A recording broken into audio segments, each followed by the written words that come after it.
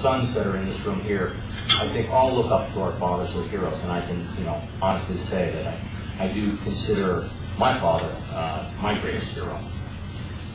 So I went off to college, knowing that at some point in time I would come back. But my father was an engineer, a great student. Unfortunately, I did not go to the same university that he did, Stanford, simply because I didn't have the grades. So I went to a pretty good school where the girls were a lot better looking, where I met my wife. And I decided I would perhaps embark on another discipline, because if I came back with an engineering degree, what would I really bring to the party? And I had an interest in finance, and I also had an interest in entrepreneurship. And back in the early 80s, that was really a buzzword, but it wasn't being taught in too many schools. And I was fortunate to be attending a school where they did have an entrepreneurship program. But after I graduated, I felt it was important, and I discussed this with my father, that I need to go off and do something on my own for a couple of reasons. One, I think you need the self-satisfaction that you can go off and do something on your own. You're not coming back to the family and asking for something on a silver platter. In my case, my father paid for my education. I didn't have to go out and get student loans. And if you look at what's happening in America today, a lot of people don't get to go to college because they can't get college loans anymore. But it was important to me to try and pay that back. And I went into the banking industry, into corporate banking, because I felt if I'm going to come back and join the organization in finance, I can see it from a different set of eyes. I joined a large bank. It was top 10 in the U.S. Doesn't exist anymore because it's been acquired. But it was a great opportunity to go into a very professional organization. And if you go look at bankers in New York and Chicago and LA and San Francisco, they're all dressed in their starched white shirts and their shiny wingtips. We actually had a shoe shine guy that would come to our office on Monday mornings to make sure our shoes were shined properly. So, it just goes to show you the dichotomy of what goes on in corporate America there and how we kind of focus on doing the right things in the Philippines. But I felt it was important to bring something new. And when the time came, I got married, and my father said, well, would you like to come back and join the business now? And I remember thinking, well, okay, the time has come. It's only been a couple, less than 3 years. I thought I would spend 5 years away. And he said, well, you've made a big decision in your life. You got married. Maybe you want to come back. My health isn't the greatest, and I think it's important that you come back and understand the business, so in case something does happen, you are at least somewhat prepared to assume the ranks. And I said, yes, of course. It's the invitation. It's what I've been waiting for most of my life. And he says, well, you've just gotten married, so before you do that, I think you should ask your wife. It was very, very shrewd of my father, because I would have come if he had told me to come. But the way he propositioned it and presented it as an invitation made it that much more compelling. And the fact that I have to check with my wife first, which I have to check with her about a lot of things. But, I think that's very important, because now being a parent, you realize that you think you can compel your children to do a lot of things. And the reality is we think we're telling them, but a lot of that stuff will go in one ear and out the other. You really need to find a way to convey that and convince them that's the right thing to do. So I came back 6 months before the revolution and joined our family business, which was back then with General Milling. We were in flour milling and feed milling.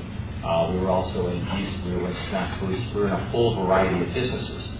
And I had been away from the country for almost 10 years that I really didn't understand the businesses that we're in. I'd come from a finance background. I'd come from a banking background. And so I really had to learn all of the slogans and the jargon and the buzzwords that our businesses were about.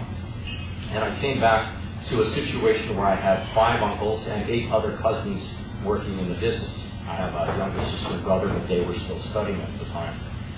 And it was a tremendous culture shock, because I came back and there was a tremendous amount of informality, and everything from just the way people dressed, the way the offices were run.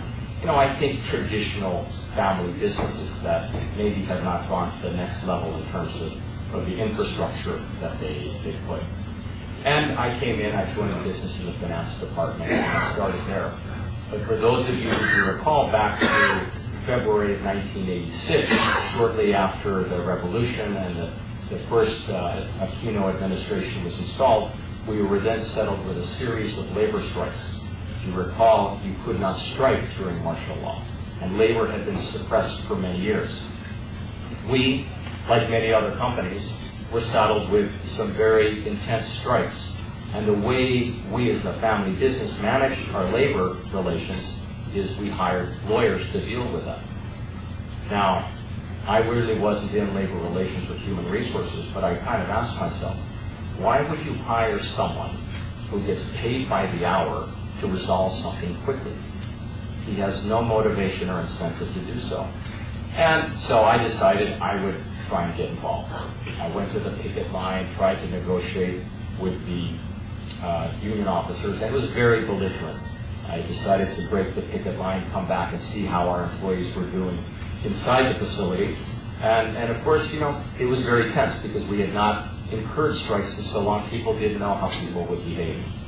I decided then it was time to leave. The union didn't want me to leave. And I said, look, you can't hold me here against my will. Hit the accelerator, crashed through the picket line. Nobody was hurt. But I was making a point that if you want to negotiate, we'll negotiate fairly. But, you know, violence or anything like this is not the way to resolve the problem. On went a series of negotiations, followed by the death threats and the black ribbons and the bullets that we received. And I said, you know, I come here in good faith and in earnest to try and resolve these problems. And I can assure you, if I give you our word, that will be the word, and you can live by that. We still had to overcome years and years of mistrust just because they had been suppressed for so long. But once we did come to an agreement and we did live up to our word, I'm pleased to say that since those years in the mid-'80s, we have not incurred a single labor dispute or a strike. And I make it a point, even today, if there is a grievance, that I will talk to the union president. I will speak to the union officers. So it gave me a quick learning right there that sometimes you need to roll up your sleeves, even if you're a family member in the business, and you need to go down there and do the right thing with your people. Our lawyers perhaps could have done that, but because of the mistrust between labor and management, they didn't believe that their word would be honored.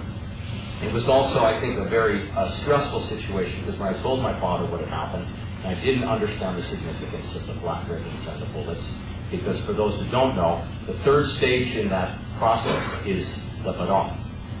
And that's the barong they bury you in after they make good on the death threat. Fortunately, that didn't happen because I could talk to you this evening. But I think it was something that had to be done, and I would probably have done it over again myself. The second story that I'd like to share with you is really about family businesses and professionalism. So I talked to you about the starched white shirts, the shiny wingtip shoes in there. And I remember being in my office, again, fairly early in my career, and I heard one of my cousins speaking very roughly to an employee.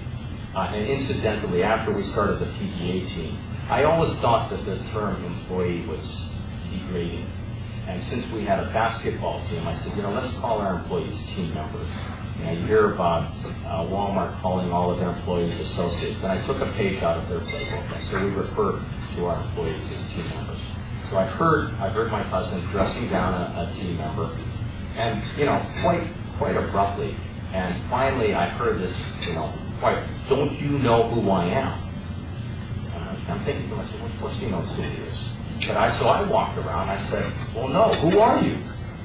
And, you know, my cousin was not amused with my sense of humor because I had embarrassed him in front of another employee. But after the team member left, I said, you know, we cannot have a professional organization if this is the way we're going to treat people. Because we're here, we have positions in the company, and we have to give people their dignity and their respect. If they've done something wrong, there is a different way to handle it. But trying to use your name or your title to try and create authority is clearly the wrong way to go.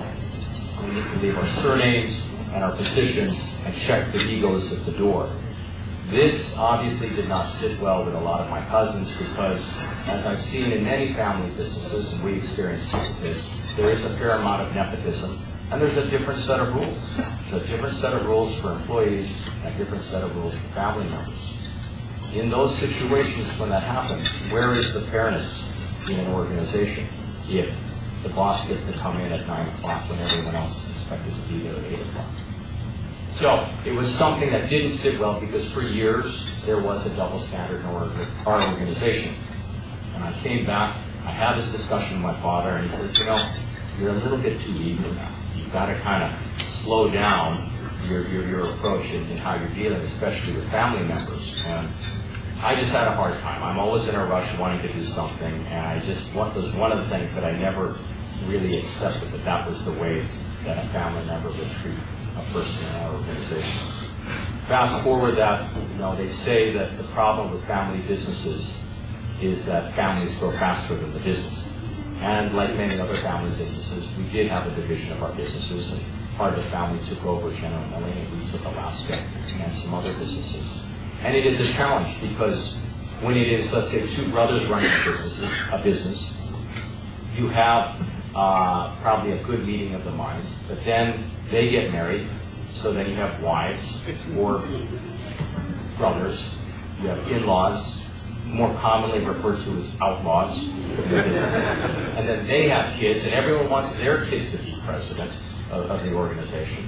And it's just, there is really, that's going to happen. So I'll talk a little bit later about how we try to address that situation, how my father has done it, and I think how some other companies have done that. One of the things that I'm proud about having done in our organization is to take us from a family-held company to a publicly listed company. In the mid-'80s, we were looking to expand beyond our liquid business into the powdered milk business, and so we did have a capital requirement. And I said, rather than trying to borrow from the banks, shouldn't we try the capital markets and have a stake in the equity hand? That met with huge resistance with the family because they said, well, all of a sudden, we're going to have a lot of public scrutiny. There's going to have to be transparency galore. And I said, but so what? We're doing the right thing. We have nothing to hide. We actually have to be diligent with the type of information that goes out, like market share and sales numbers, because you don't want to telegraph your punches to competition. But actually, when you have that level of scrutiny, it forces you to become even better. And so we won that battle, and the family agreed to take the business public, but we only floated a third of the business 6 months before the Asian contagion. So we were very fortunate to go public at a fairly high PE multiple, and 6 months later, not a company in the region was going public, because you'd be lucky if you got a 4 or 5 times earnings multiple at that point in time. But I remember also, prior to recommending taking our company public, I would sit down with our executives and I would say, this recommendation you have here, would you be making this recommendation if this were your own money? The problem was, it was a rhetorical question, because it was never going to be their money as long as we were a privately held company. And from all I've read in the past, prior to us going public, that the motivation of people having a stake and skin in the game with the businesses, and that their productivity and that their decision-making is enhanced, because at the end of the day, the company's bottom line benefits them as well. And so we decided, when we took the company public, we would grant options.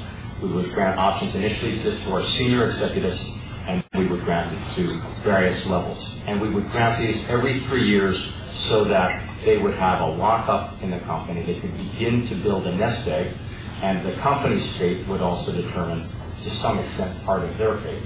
They don't have all of their savings wrapped up in our company, but they do have a fairly significant nest egg. And while the stock market has performed up and down, they are able to get shares in at a cheaper price. In 2009,